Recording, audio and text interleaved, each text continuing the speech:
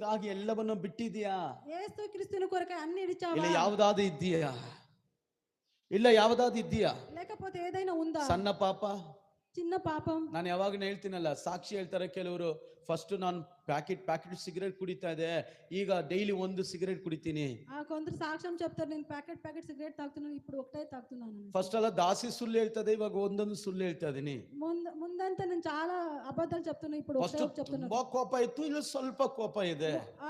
ముందు నాకు చాలా కోపం ఉంది, ఇప్పుడు కొంచెం. ಇವ್ರಿಗೆಲ್ಲ ಆಶೀರ್ವಾದ ಇದು, వీళ్ళకి కాదు ఆశీర్వాదం. ಪರಿಪೂರ್ಣವಾಗಿ ಬಿಟ್ಟವರಿಗೆ. పరిపూర్ణంగా ಅಲ್ಲಿ ಶಿಷ್ಯರು ಬಂದು ಹೇಳ್ತಾರೆ, ಸ್ವಾಮಿ ನಿನಗಾಗಿ ಎಲ್ಲವನ್ನ ಬಿಟ್ಟು ಬಂದಿವಿ. అక్కడ శిష్యులు చెప్తున్నారు, స్వామి నీ కొరకు అన్ని విడిచి ದೇವರ ವಾಕ್ಯ ಹೇಳ್ತದೆ, 100ರಷ್ಟು ನಿನಗೆ ನಾನು ಕೊಡುತ್ತೇನೆ. దేవుని వాక్యం దేవుడు చెప్తున్నాడు. ನಂಬುವವರು ಮಾತ್ರ ಕೈ ತಟ್ಟಿ ದೇವರಿಗೋಸ್ಕರ ನಿನ್ನ ಎಲ್ಲ ಹಳೆ ಜೀವಿತವನ್ನ, ಪಾಪದ ಜೀವಿತವನ್ನ, ಅನೇಕ ಕೋಪಗಳನ್ನ, ಅಗೆತನನ್ನ, ಅಪರಾಧಗಳನ್ನ ನೀನು ಬಿಟ್ಟು